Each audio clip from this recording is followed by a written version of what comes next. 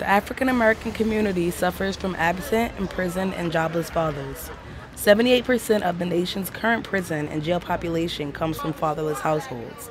This trend of absent fathers is on course to continue for more generations. Fatherlessness is not the root cause to socioeconomic hardships. It is a symptom to the poverty that afflicts poor urban cities across the country. There needs to be a major change in the public perception on fatherhood and fatherlessness. African Americans account for only 13% of the country's population, yet black males make up 40% of the American prison population.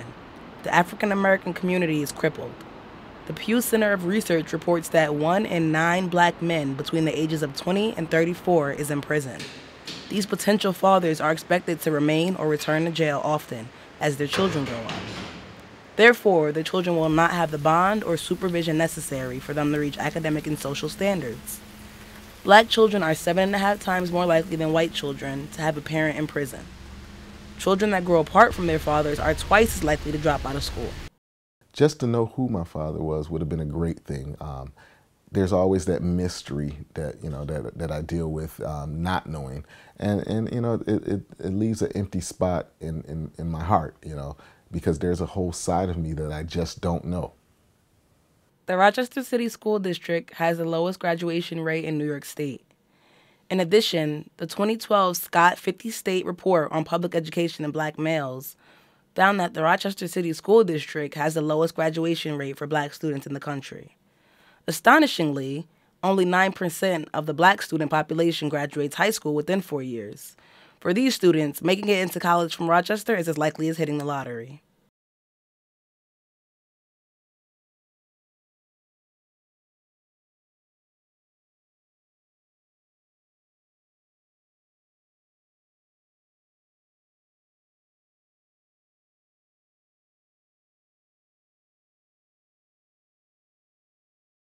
I think things would have been different if I knew who my father was, just to make things easier on my life growing up. Someone that I can talk to, someone I can confide in, someone I can talk man things with. My mom was great and she did a lot for me, but there were some things that I couldn't talk to her about or even felt comfortable talking to her about. According to a Rochester area community special report, Rochester is the 5th poorest city out of the top 75 largest American cities, with Detroit being number 1.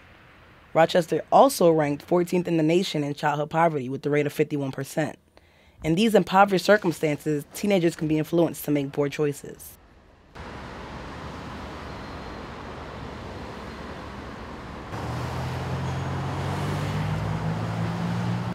Back in 1992, I made a bad choice. I was graduated from high school maybe a few months before then, and decided to engage in some criminal activity.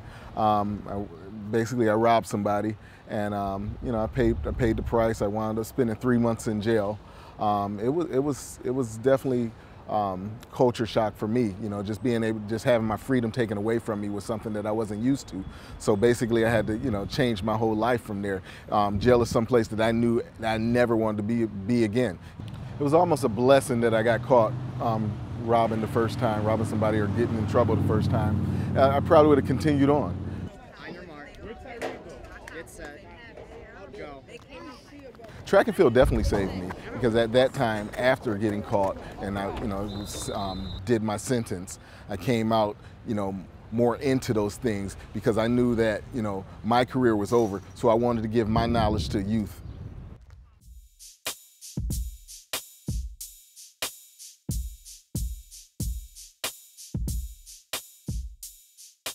Unfortunately, Rochester has been crowned the murder capital of New York State. Last year, Rochester's murder rate was over 3 times that of New York City. These can be hard circumstances to deal with. Aubrey is able to sympathize with youth because he dealt with the same conditions. Totally, it's over 20 years now that I've been coaching totally. Aubrey attempted to find his father on an internet search about 10 years ago. Online, he found the man he believed was his father. A DNA test unfortunately proved he wasn't Aubrey's father. Aubrey would like to continue the search for his father, but believes that time is running out. Every stage of my life, I miss my father, not knowing who he is. There's a big void in my life. I only know half of me. I feel like, You know, if you looked at a picture of me, you can just see half of me and the other half is just shaded black totally.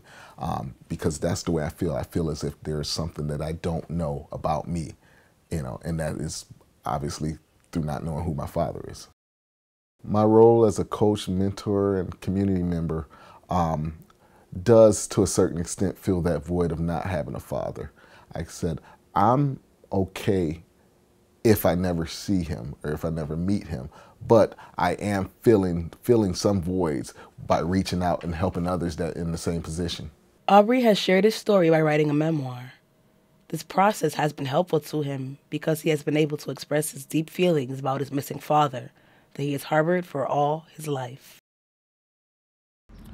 Writing a book was extremely therapeutic for me. I never knew that it would be. When I started writing it, I don't know what made me do it. I just started doing it. And the more I wrote, the more therapeutic it became, because I have never told my story to anyone in detail such as this. So just writing the book really, really helped me in so many ways.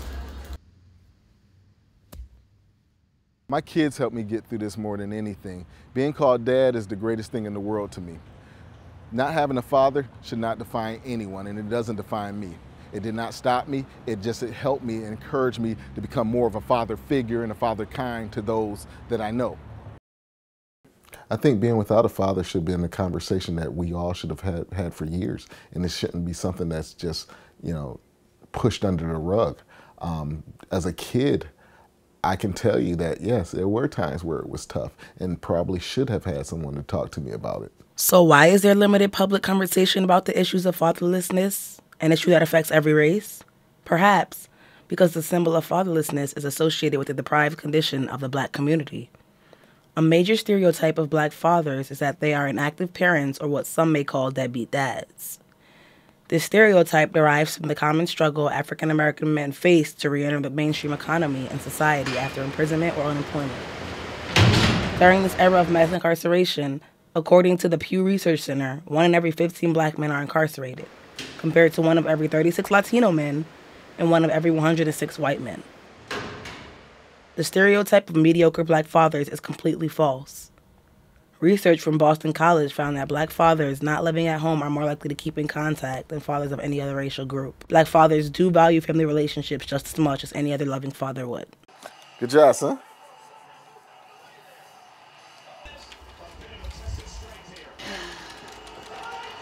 You might get in. Yes.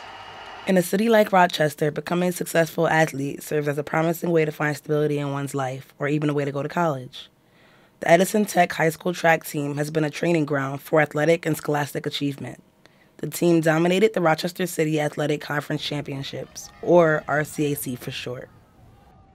In our dynasty years from 2000 to 2014, we won 14 RCAC championships. On top of those city titles, the team won 15 regional titles and multiple national awards. In 2012, Taquan Garfield won All-American honors in the freshman 60-meter dash. Kayshawn Cathy became a national champion in the 2013 triple jump. Edison has been extremely successful on the national stage. To be recognized as an All-American, you have to finish within the top 6 in the nation, not just in New York State, and we've done that on quite a few occasions. We've also ran the Penn Relays, which is a very prestigious event. Some of the best ever have ran there, from Jesse Owens to Michael Johnson. You know, it's just, and the list goes on and on. Usain Bolt, we saw a few years. So some of the best ever have run there. And for us to be able to compete in their presence and be there while some of the younger athletes are there as young ones and coming up, it's the greatest thing ever. Jordan, go get it, go get it. Come on, Lana. Come on, get up there.